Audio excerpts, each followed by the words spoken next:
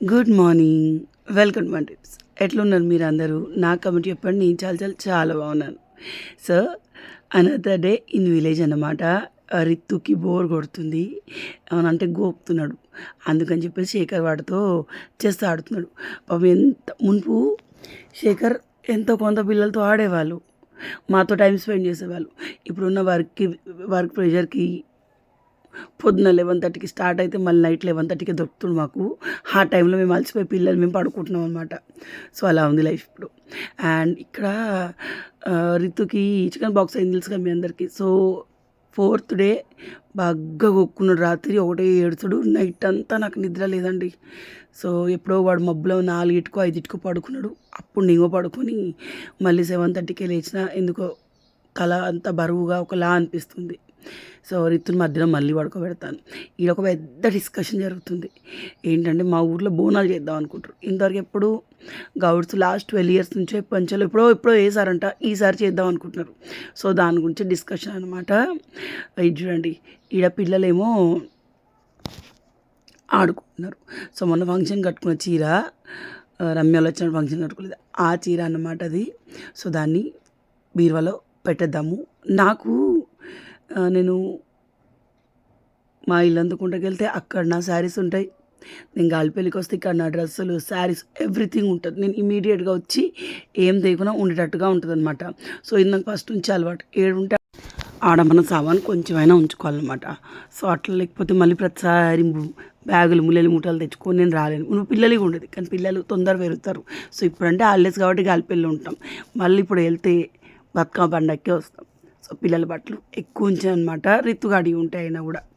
So, ఈ శారీ నాకు బాగా ఇష్టం. మీకు ఏ సీజన్ అయినా కానీ మనం నార్మల్గానే కొన్ని చీరలు ఓన్లీ చలికాలమే వేసుకోగలుగుతాం. అట్లా మనకు లేకపోతే ఎండాకాలం వేసుకుంటే దురద పెడితే ఇట్లా అవుతుంది కదా. సో, ఈ శారీ అట్లా కాదు. కాటన్ శారీ, ఉప్పడ శారీస్ అన్నీ కూడాను మనకి కొంచెం కాటన్ టైప్లో ఉంటాయి కదా. మనకి వేసుకున్న కంఫర్ట్గా ఉంటాయి. తర్వాత మనకి బాడీ హగ్గింగ్ లానే ఉంటాయి. నేను మునుపు ఈ కాటన్ చీరలో మనం ఉబ్బు కనిపిస్తాయో ముందే లాగుంటాం కదా అనుకునేదాన్ని. కానీ కాదు. అది ఏ శారీ అయినా మనం కట్టుకునే విధానాన్ని తర్వాత ఈ శారీకున్న బ్లౌజ్ అది ఈ శారీదే కాదు, వేరే శారీ కుట్టించినాక తీరా ఆ శారీ నేను ఎప్పుడు కట్టుకోలేదు. బీరువాలో ఏ మూలకు ఉందో. సో, ఇది నేను కైమ్నలో వేయించాను. చూడండి ఇట్లా ఉంటుంది. మగ్గం వర్క్ చాలా బాగుంటుంది. 2500కో 2500కే కుట్టారనుకుంటా. అప్పుడు రితు బర్త్డే అప్పుడు. నేను పర్సనల్గా ఇలాంటివి ఎక్కువ కుట్టించుకోను. కానీ అదేంటోనండి, ఇవి స్టైల్ అంటారు కానీ రితు బర్త్డే అప్పుడు కుట్టించాను. ఒకేసారి 3 అవే మగ్గం వర్క్ బ్లౌజులు నారున్నాయి. సో, స్టైల్ అనుకుంటాం కానీ ఇదేదో ట్రెండ్ అంటారు కానీ దీనికి డబ్బులు వేసి తప్ప ఏం లేదు. శారీ మీద మ్యాచింగ్ బ్లౌజ్ మీద మనం చాలా బాగా అనిపిస్తాం. చీరగా సూపర్గా అనిపిస్తుంది. అవునా కాదా? ఇట్లాంటి వాటిలో ఏంటంటే మనం బల్కీగా హ్యాండ్స్ ఇట్లా లావుగా కనిపిస్తాయి. మళ్ళీ నాకు హ్యాండ్స్ లావు ఉండడం వల్ల నేను ఇక్కడ మన నీస్ వరకు పెట్టించుకుంటా కదా, అది ఎటు కాకుండా నాకు ఆ లుక్కే నచ్చదు. అయితే షార్ట్ హ్యాండ్స్ చేతులు లావుగా కనిపించినా బాగా అనిపిస్తాయి. లేకపోతే నీస్ ఎల్బోస్ వరకు అట్లా బాగా అనిపిస్తాయి. సారీ, చేతికి నీ ఏడంచెలు వచ్చింది, చేతి వరకు. నీస్ అంటే మోకాలు కదా. చేతి వరకు ఉంటాయి చూడండి బ్లౌజులు, అవి నాకు ఎందుకో బాగా అనిపించావు. చేతి కిందికి మనం 3/4 హ్యాండ్స్తో డ్రెస్సెస్ వేసుకుంటాం చూడండి, అలా బాగా అనిపిస్తుంది అనమాట. సో, ఇట్లా కుట్టించుకున్నా కానీ వేసుకుని ఫోటో పెడతాను నేను. చాలా హెవీగా ఉంటుంది అండ్ చాలా బడ్జెట్. 2500 2300కే కరీంనగర్లో కుట్టారు. మీరు ఇదే వర్క్ హైదరాబాద్లో అయితే 5-6 వేలు అంటారు. చాలా కాస్ట్ చెప్తారు. సో, మా సంధ్య ఉంది కదా, ఆమె వాళ్ళ మమ్మీ వాళ్ళు కరీంనగర్ అనమాట. సో, ప్రతిదీ అక్కడ తీసుకుంటారు కదా. సో, తను చెప్తే నేను అక్కడ చేయించాను. రితు బర్త్డే అప్పుడు 3 బ్లౌజెస్ ఒకసారి మా అత్త నేను వెళ్ళినాం. సో, ఇది లుక్ చూడండి ఎంత లావుగా అనిపిస్తుందో. సో, కానీ నేను రియలైజ్ అయిన ఒక థింగ్ చెప్తాను మీకు. అది ఏ శారీ అయినా కానివ్వండి, మ్యాచింగ్ బ్లౌజ్ కుట్టించుకోండి. మ్యాచింగ్ బ్లౌజ్కి మించి చీర వేసేట్టు అయితే ఏ లేదు.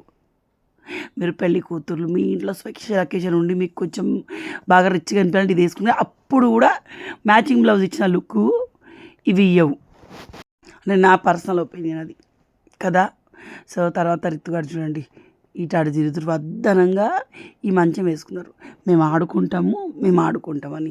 ఈలోపు మా శేఖర్ నా పిల్లలకి ఉడకపోస్తాను ఫ్యాన్ పెట్టేసిండు. మా అత్తయ్య పాపం పొద్దునే పనికి పొద్దంతా నిద్రలు తీస్తూనే ఉంటుంది. పాపం కదండి, ఎందుకంటే పిల్లలు 12 వరకు పడుకోనియరు. అయినా మా అత్తయ్య 9 నుంచి పడుకొని ఉంటుంది. మా అత్తయ్యకి ఏంటంటే వాళ్ళు బాగా కష్టం చేస్తారు కదా, ఒక 10 నిమిషాలు గ్యాప్ దొరికినా ఆమె నిద్ర పట్టేస్తుంది. అప్పుడప్పుడు మొత్తానికి పడుకోదు, కానీ నేను చాలా వరకు అబ్జర్వ్ చేసిన 10 నిమిషాల గ్యాప్లో నిద్ర పట్టేస్తుంది. మనం మాట్లాడితే మళ్ళీ వేస్తుంది, మళ్ళీ పడుకుంటుంది అనమాట. సో అంత అలసిపోయి ఉంటారు. అండ్ ఇప్పుడు పిల్లలు 12 వరకు పడుకొని ఇస్తలేరు. మళ్ళీ మా అత్తయ్య 3:30కే లేస్తుంది. మొత్తానికి నిద్ర ఉండలేరు. పొద్దున్న రాక్షసి పిల్లలు వీళ్ళు పడుకుంటలేరు. సో అట్లా మా అత్తయ్యకి పాపం నిద్ర లేక ఎప్పుడు గ్యాప్ దొరికితే అప్పుడు పడుకుంటుంది, మళ్ళీ చేసుకునేటప్పుడు వర్క్ వేసుకుంటుంది. సో ఇవన్నీ నా గాజులు. ఇన్ని గాజులు ఉంటాయి నాకు ఇక్కడ, బట్ ఏవి టైంకి దొరకాయి. హైదరాబాద్లో అయితే ఆ గాజులు ఏడున్నాయో తెలియదు.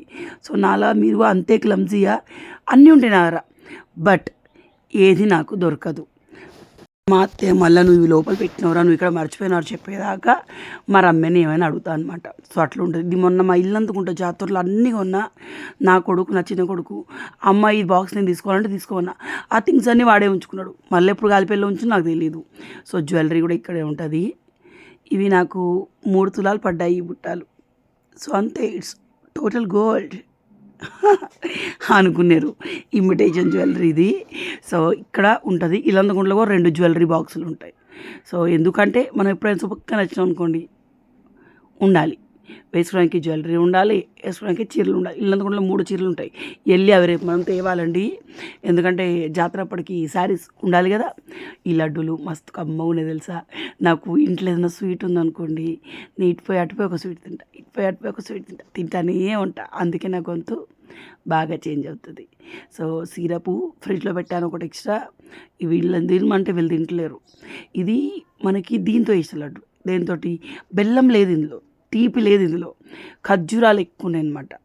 అలా అని చెప్పి అది లేదు. అదేంటిది, అంజీర్ లేదు ఇందులో. సో ఖర్జూరాలు ఉన్నాయి, బాగుంది. పల్లీలు ఎక్కువ ఉన్నాయి. సో మస్తు అనిపిస్తుంది.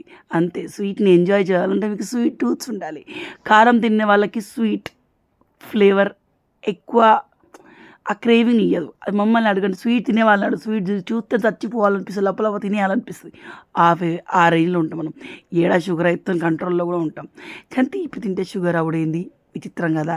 కారం తింటే మరి కారంగా కావాలిగా బాడీకి. సో వీడికేమో మచ్చలు అవుతున్నాయి, వీడికేమో గొక్కొద్దని ముందే అయిపోయి, ఇలా వేస్తే నీకు మచ్చలు అయితే బిడ్డ అని. సో రారి ఋతుగాడి డ్రాయింగ్ బాగుంటాయి అన్నారు కదా. సో ఇప్పుడు పోటీ చూడండి ఇద్దరికి. బిడ్డ తేజుగాడు ఈరోజు మళ్ళీ స్కెచ్ చేశాడు. అమ్మ నేను ఈ స్కెచ్ చేసిన అని చూపించాడు. మస్తున్నాడు, బాగా వేసాడు. ఒక చెయ్యి దగ్గర చిన్న మిస్టేక్లా అనిపించింది నాకు, అది కరెక్ట్ కాలే అమ్మని దాన్ని షేడింగ్లో సెట్ చేసిన అన్నాడు. సో బాగుంది. వీడు నేను కూడా వేసినావు కదా, నా చూపియవా అన్నాడు. చూపిస్తా. సో మా తేజు డ్రాయింగ్ ఇది నాకు బాగా నచ్చింది. సో దీనిలో ఒక చిన్న మిస్టేక్ ఉంది, మీరు కనిపెట్టండి అని తేజు వాడు ముందు చెప్పిండు. సో వాడు ఏంటంటే వాడు వేసిన డ్రాయింగ్ని ఎంత ఇంట్రెస్ట్ చేస్తాడంటే, వాడు మధ్యలో అన్నం తినడానికి లేవాడు, మధ్యలో వాటర్ తాగడం అసలు లేవడు. అక్కని చెల్లి అబ్బా తినరా అంటే ఒక్కడు అయిపోయినాక తింటా అమ్మా అని అంటాడనమాట. అంత కాన్సన్ట్రేషన్. ఇదే కాదు, తేజ్ దగ్గర నేను ఒకటి అబ్జర్వ్ చేసాను. వాడికి ఏదైనా నచ్చింది అనుకోండి, అది మొత్తం నేర్చుకొని దాంట్లో వాడు ఆరి తేరినాక దాన్ని విడిచిపెడతాడు. ప్రజెంట్ వాడి న్యూ అబ్సెషన్ ఏంటి తెలుసా, పచ్చిస్ ఆడాలి. నన్ను ఆడుమంటూ నాకేమేమంటే నిద్ర వస్తాను ఎందుకో తెలియదు.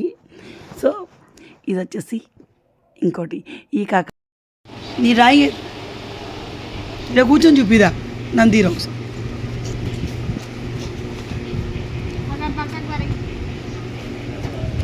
దాచిపెట్టుకోండి. నువ్వే డ్రాయింగ్ చేసినావు?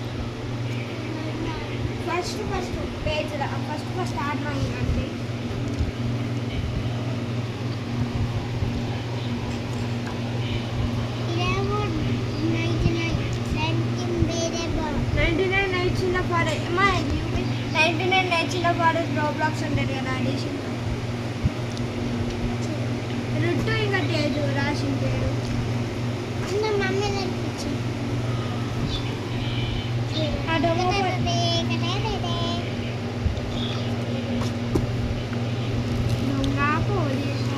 చూపిరా ఇదేంటి చెప్పరా, ఏంది డ్రాయింగ్ గట్టిగా. దొంగ police, దొంగేడు police.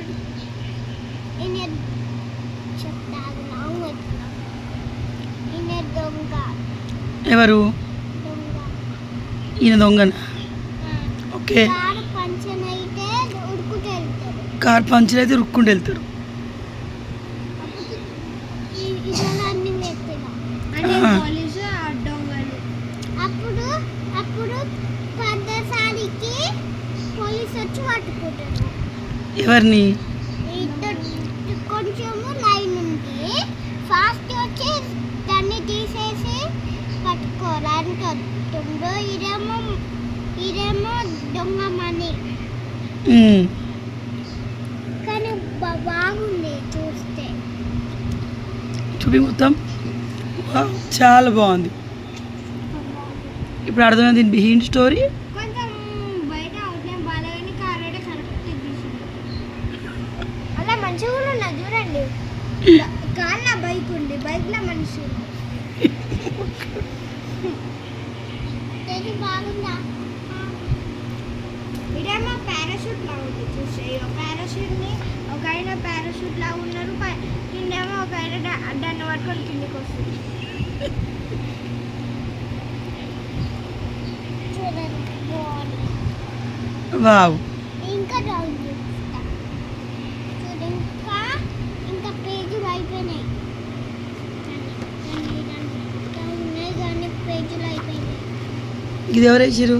Mummy ఊరేసింది. So Tej వాడి బేస్డ్ డ్రాయింగ్ చూపిస్తే రుతు కూడా వాడి బేస్డ్ డ్రాయింగ్ చూపించాడు. ఆ డ్రాయింగ్లో అంత అర్థం పరమార్థం ఉందని మీకు అర్థమైందా? అది వాడు డీకోడ్ చేస్తే కానీ మనకు అర్థం కాదు. అది ఒక స్కెచ్ లాంటిది. సో అది తర్వాత ఏంటంటే ఇది చూడండి, కొంచెం వర్షం పడ్డట్టు అయింది వెదరు. మా వాళ్ళు ఏమో బయట మంచిగా ఆడుతుర్రు. రిత్తువాడు కథం ఇంతసేపు బాగున్నాడా జ్వరం 102 వచ్చింది. అమ్మ నాకు వేడవుతుంది అనేసరికి కప్పుకొని పడుకున్నాడు. ఇక మా అత్తయ్య అట్లే పడుకోబెట్టేసింది. సో శేఖర్ కూడా పడుకొని నిద్రపోతున్నాడు.